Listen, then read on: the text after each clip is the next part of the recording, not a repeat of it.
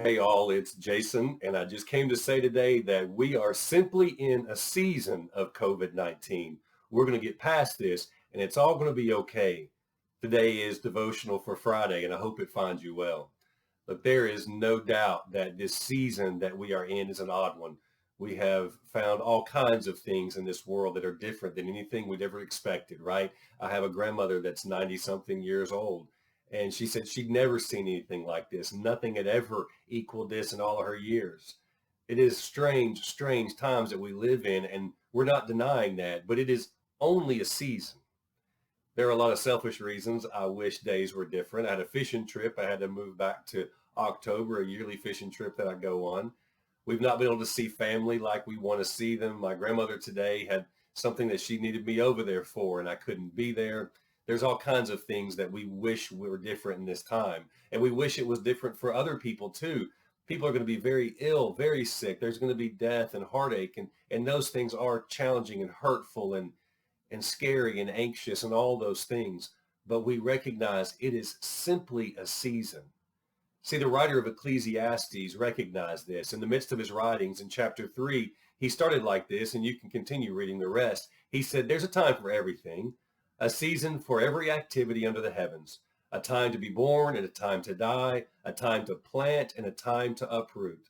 It goes on. There are seasons for everything, and that's entirely true. We know that.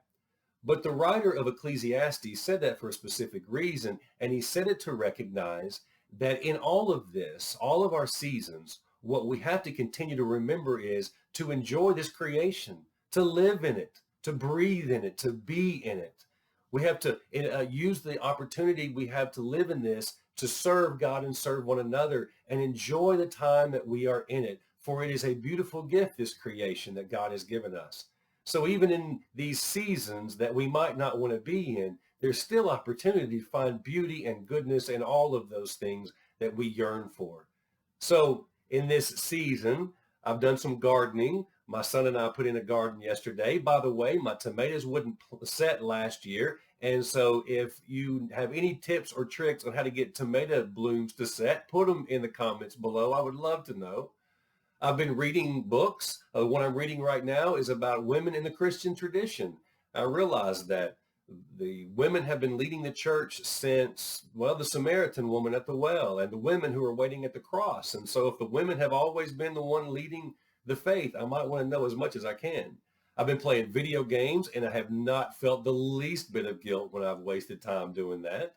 I've been calling people, and people have been calling me. I had a friend today that called me. We talked for 15 minutes. I had another one that we texted back and forth for a little while. It's been good to keep up with people.